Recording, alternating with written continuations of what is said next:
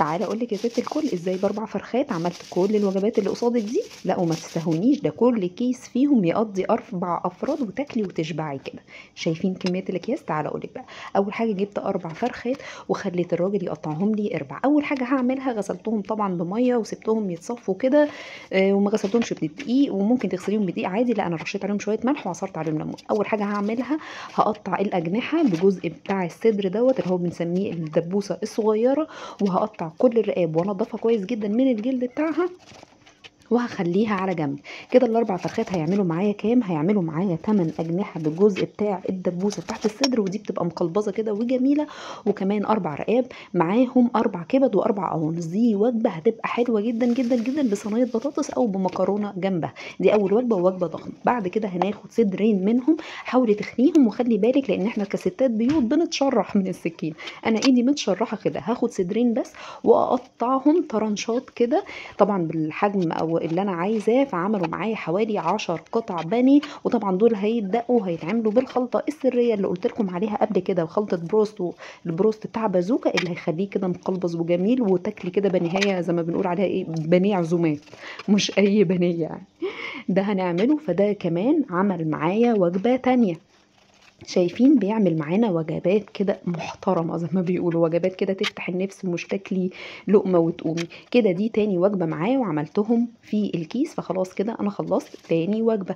يلا نخش بقى. خدت 3 صدور. انا طبعا بنحب ولادي عندي بيحبوا الستريبس جدا، تقدري تاخدي صدرين بس وتعملي بيهم الستريبس. بس انا عشان خاطر زودت، عشان خاطر زي ما بنقول ايه، دي وجبه بدل ما نروح ناكل بره. خدت 3 صدور وقسمتهم صوابع فينجرز كده زي ما انتم شايفين. الاول طبعا كل وزن فرخه فيهم حوالي كيلو و950 جرام، تقدري تزودي عن كده.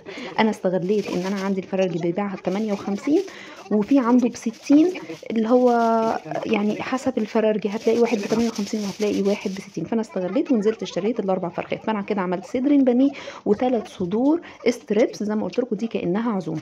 هاخد صدرين تانيين واخليهم برضو، اوعي ترمي العظم اللي احنا بنخليه ده، لا ده استني، ده انا هقول لك هتعملي بيه ايه، ده انت هتعملي بيه العجب دلوقتي. وهتاخدي صدرين وهتقطعيهم كانك بتقطعي ستريبس، بس بعد كده هتقطعيهم مكعبات. ليه بقى؟ للشاورما، لطواجن الفراخ، للجلاش، للفاهيتا، لمليون حاجه هتتعمل، حاجه كده سريعه وسهله. ليه الناس بتقولي ليه ما تبلتيهمش قبل كده؟ انت قلت لنا يا ايه نتبل ونحط في الفريزر. لا ده كان يوم صعب ان انت تروحي السوق وتجيبي 4 فرخات وتقسمي وتقطعي. فانت عندك خلق تكملي وتتبلي، كملي. لا انا جايبه ال4 فرخات بتوع الشهر، فانا مش هقدر اقف واتبل. لو كنت جايبه فرخه فرختين كان زماني وقفت وتبلت. اي جزء بقى من بتاع العظم اللي انا قلت لكم عليه اللي احنا خليناه من الصدور، بحاول افضيه كده واسلك منه شويه لحم. خليت كده خلاص الفاهيتا جزء والعظم حطيته عشان خاطر اليوم اللي انا هبقى محتاجه فيه شوربه وانا ما عنديش شوربه هعمله. يبقى كده ايه، حاجتين. واخر صدر لفيته عشان خاطر هعمل بيه لانشون، لا اما هعمل بيه ايه، روستو فراخ زي ما انتوا قلتوا لي قبل كده. والوراك طبعا عشان احنا 4 افراد، فكل 4 وراك هيبقوا في يعني في لفه الواحده.